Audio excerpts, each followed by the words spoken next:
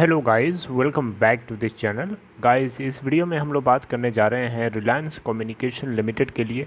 Guys, आप लोगों में से कुछ लोग क्वेश्चन पूछ रहे थे कि अगर रिलायंस कम्युनिकेशन लिमिटेड को एसेट रिकंस्ट्रक्शन कंपनी कोई अगर एक्वायर कर लेती है तो उसके बाद क्या होगा, और नहीं करती है उस केस में क्या होगा। मैं दोनों आंसर्स आपको देने जा रहा हूँ इस वीडियो में। कोशिश करूँगा काफ़ी क्लोज होकर के बताने की, लेकिन शुरू करें उससे पहले आपसे रिक्वेस्ट करना चाहूँगा कि अगर आप इस चैनल को फर्स्ट टाइम देख रहे हैं तो प्लीज़ सब्सक्राइब कर लीजिए और बेल आइकन को हिट कर लीजिए ताकि हर वीडियोस की नोटिफिकेशंस आप तक मिलती रहें और आप सबसे पहले उसे देख पाएंगे। तो रिलायंस कम्युनिकेशन लिमिटेड में कल क्या हुआ, कल मतलब 27 अप्रैल को किस तरीके की सिचुएशन रही, आइए जल्दी से देख लेते हैं। अभी की क्या सिचुएशन है आपको अच्छे से पता है। 1.60 की ओपन प्राइस के बाद 1.55 का लो बनाता है और 1.60 का हाई बनाता है। 1.60 इसका पहले का भी क्लोजिंग प्राइस था उससे प्रीवियस डे का। अगर आप लोअर प्राइस बैंड देखें तो 1.45 का लगा था और 1.75 का अपर प्राइस बैंड लगा था। गाइस, हम लोग इसको लास्ट के 5 से 6 दिन से हम देख रहे हैं। आप ये देख सकते हैं लास्ट के, मैं आपको ग्राफ पे लेके चलता हूँ। लास्ट के 5 डेज़ का ट्रेडिंग 5 ट्रेडिंग डेज़ की सिचुएशन को अगर आप देखेंगे तो ये एकदम मतलब 5 पैसे के ऊपर नीचे एकदम आइसोलेट कर रहा है। ऐसा लग रहा है कि मतलब इसको चढ़ने ही नहीं दिया जा रहा है, गिरने भी नहीं दिया जा रहा है। कंट्रोल है किसी के हाथ में। ये एक महीने की सिचुएशन अगर आप देखें तो 1.8 का हाई है जो कि 5 मार्च का है और 5 अप्रैल का है, और लो है इसका 1.5 का।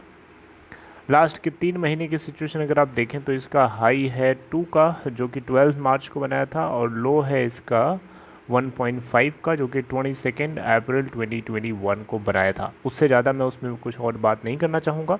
टोटल वॉल्यूम अगर आप देखें तो 48,21,266 ट्रेड हुआ एनएससी पे, जिसमें से 43% की डिलीवरी उठाई गई। बीएससी के ऊपर अगर आप टोटल वॉल्यूम चेक करें तो 23,13,525, जिसमें से डिलीवरी परसेंट है 51.61%। मार्केट कैप है 428 करोड़ लगभग एनएससी के ऊपर।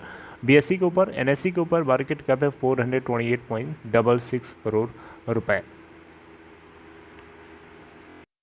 अब गाइस, यहाँ एक क्वेश्चन सबसे पहला उठता है जो मैं आप लोगों से डिस्कस करना चाहूँगा इस छोटी सी वीडियो के जरिए। गाइस, सबसे पहले मान के चलते हैं कि UVARC एसेट रिकंस्ट्रक्शन कंपनी है, आपको अच्छे से पता है। और कोई भी एसेट रिकंस्ट्रक्शन कंपनी जो होती है वो रिजर्व बैंक ऑफ इंडिया में रजिस्टर्ड होती है, यानी RBI एक लाइसेंस देता है उन कंपनीज़ को चलने के लिए, और वो पूरी तरीके से कंट्रोल करता है। तो यहाँ पे इस केस में क्वेश्चन उठता है कि अगर रिलायंस कम्युनिकेशन लिमिटेड को UVARC अगर एक्वायर कर लेती है आने वाले टाइम में NCLT के रास्ते से, उसके बाद क्या होगा, राइट। और नहीं कर पाती है उसके बाद क्या होगा। तो देखिए, सबसे पहले मैं बात करूँगा कि अगर वो एक्वायर कर लेती है तब क्या होगा। तो देखिए, अभी की क्या सिचुएशन है आपको अच्छे से पता है। सुप्रीम कोर्ट के अंदर हो सकता है जो फाइनेंशियल क्रेडिटर्स हैं, लेंडर्स जो हैं, और इसके अलावा UVARCL खुद, ये हो सकता है मिल के जल्दी ही एक पिटिशन फाइल करें जो NCLAT के जजमेंट को पूरी तरीके से चैलेंज करें। अगर यहाँ से इनको जीत मिल जाती है इस केस में, UVARC ये एक एसेट रिकंस्ट्रक्शन कंपनी है जो कि जिसको सक्सेसफुल बिडर के रूप में देखा गया है आरकॉम के लिए, और एक और कंपनी है एयरसेल, राइट। तो इन दोनों कंपनीज को ये एक्वायर कर सकती है। National company law appellate tribunal ने ये अप्रूवल दे दिया था, लेकिन यहाँ पे एक बीच में क्लैश क्रिएट होगा। अगर ऐसा हो जाता है, सब कुछ ठीक जाता है, उस केस में एक क्लैश फिर क्रिएट होगा, जो कि मैंने आपको बताया था कि रिजर्व बैंक ऑफ इंडिया जिस स्टैंड के साथ खड़ा था वो साराफेसी एक्ट था, सारफेसी एक्ट था, आपको बताया था। इसके अलावा जो एसेट रिकंस्ट्रक्शन कंपनी है वो IBC को लेकर के खड़ी है। इन दोनों के बीच में क्लैश है, तो सरकार, सेंट्रल गवर्नमेंट यानी फाइनेंस मिनिस्ट्री और RBI, इन दोनों को मिल करके एक फ़ैसला दिखाना था जो इन दोनों लॉस को कंसिस्टेंट बना सके, दोनों एक दूसरे को क्लैश ना करें। तो इसके ऊपर 19 मई 2021 को जो है दिल्ली हाई कोर्ट सुनवाई करेगा, और उससे पहले अगर सेंटर और RBI मिल करके कुछ पैरिटी ला देते हैं इन दोनों लॉस के बीच में, तो अगर UVARCL को सब कुछ ठीक ठाक, सब कुछ सही चलता है, फेवर में चलता है, उस केस में यहाँ पे इन कंपनीज़ को, एयरसेल को और आरकॉम को एक्वायर करने का पूरा पूरा मौका मिल जाएगा।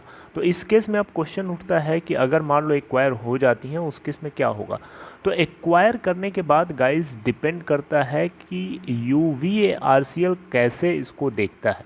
देखिए UVARCL अगर आरकॉम को एक्वायर कर लेता है, उस केस में वो हो सकता है कि इसके अंदर स्प्लिट का कुछ कंसेप्ट लेके आए, यानी शेयर स्प्लिट आप जानते ही होंगे, या फिर हो सकता है जो ओरिजिनल शेयर होल्डर्स हैं उनको कैरी ऑन कर ले, या फिर ये भी हो सकता है कि जो ओरिजिनल शेयर होल्डर्स हैं उनको पूरी के पूरी तरीके से निगलेक्ट कर दे, क्योंकि ऐसा भी केस देखने को मिला है। इसलिए मैं बोल रहा हूँ जिसके चांसेस काफ़ी कम हैं, क्योंकि इंडिया में रह करके उनको बिजनेस करना है तो डेफिनेटली शेयर होल्डर्स को तो आपको कैरी करना पड़ेगा ना। आप भागोगे शेयर होल्डर्स को छोड़ करके तो फिर आप चला भी नहीं पाओगे कोई बिजनेस, राइट। जिसके चांसेस मुझे कम दिखते हैं। अगर ये शेयर होल्डर्स को कैरी ऑन करता है, जो कि पूरी पूरी उम्मीद है और होना भी चाहिए, तो फिर ये बहुत अच्छी बात होगी, सबके लिए एक विन विन सिचुएशन होगी। और उस केस में इस कंपनी के अंदर 2 यूनिट हैं, एक तो रिलायंस कम्युनिकेशन लिमिटेड खुद है और एक उसकी सब्सिडरी है रिलायंस टेलीकॉम लिमिटेड, राइट। तो टेलीकॉम लिमिटेड के अंदर डेटा सेंटर का कारोबार है, आपको पता है। तो रिलायंस कम्युनिकेशन और रिलायंस टेलीकॉम लिमिटेड, इन दोनों कंपनीज़ को UVARCL जो है एक्वायर कर सकता है। और एक इसकी सब्सिडरी और है रिलायंस इंफ्राटेल लिमिटेड करके, वो रिलायंस जियो को ऑलरेडी अलॉट कर दी गई है, राइट। तो ये है रिलायंस कम्युनिकेशन लिमिटेड के केस का पूरा आगे का मतलब आगे की जो प्लानिंग हो सकती है, ये हो सकता है आगे, ऐसा मैं बोल रहा हूँ, जो कि पूरी तरीके से हो सकता है। कुछ चेंजेस भी हो सकते हैं, क्योंकि मैं अपने पॉइंट ऑफ व्यू से बताने की कोशिश कर रहा हूँ। अब बात करते हैं कि अगर मान लीजिए ऐसा नहीं होता है कि UVARCL के सामने चैलेंजेस हैं, बहुत सारे चैलेंजेस हैं, आपको अच्छे से पता है। अगर ये चैलेंजेस जो है नहीं करने दे रहे हैं, नहीं हो पाता है, उस केस में वर्स्ट केस में क्या हो सकता है। वर्स्ट केस में गाइस यही हो सकता है कि कंपनी को लिक्विडेट करा देंगे लोग, और लिक्विडेट कराने के बाद जो भी उनको थोड़ा बहुत मिलेगा उससे कुछ होगा तो नहीं किसी का, ना किसी को भला, किसी को पूरा मिलने वाला नहीं है, ना डॉट को पूरा मिलेगा, ना फाइनेंशियल क्रेडिटर्स को कुछ मिलने वाला है, किसी को कुछ मिलने वाला नहीं है। लेकिन लिक्विडेट यही एक ऑप्शन बचता है, लास्ट ऑप्शन यही होता है, लिक्विडेट कराना कंपनी को और डिलिस्ट करा देना, जो कि किसी को कुछ मिलने वाला नहीं है, एक 0/0 मिलेगा, सीधी सी बात है।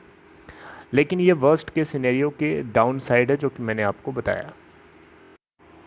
अगर कंपनी को एक्वायर कर लेने देते हैं UVARCL को, इस केस में ये हो सकता है कि कंपनी इसके दोनों यूनिट्स को ऑपरेशनल बनाए, उसको फंक्शनल बनाए, और उसके बाद जो है धीरे धीरे उसे अर्निंग शुरू करे, उसको ऑपरेशनल बना के, ताकि लोगों को धीरे धीरे ड्यूज़, बैंक्स को, लेंडर्स को हेयर कट के बाद जितना ड्यूज़ चाहिए उतना उनको मिल जाए, डॉट को जितना चाहिए उसको कुछ हेयर कटिंग कर ले, डॉट भी उसमें उसको भी मिल जाए, क्योंकि डॉट 25,000 पूरा पूरा अगर चाह रहा है तो फिर ये बहुत ही गलत कर रहा है, राइट। और कुछ जो शेयर होल्डर्स हैं उनका भी भला हो जाएगा। सबके लिए भले के लिए सोचना चाहिए यार, किसी के लिए नुकसान करके अपना फ़ायदा करोगे ना तो फिर आज नहीं तो कल कटेगा ज़रूर, बुरी तरीके से कटेगा, ठीक है। वो चीज़ दिखती नहीं है, कर दिख जाती पहले से कि गलत करने से गलत होता है, तो फिर आदमी गलत ही क्यों करता, सीधी सी बात है।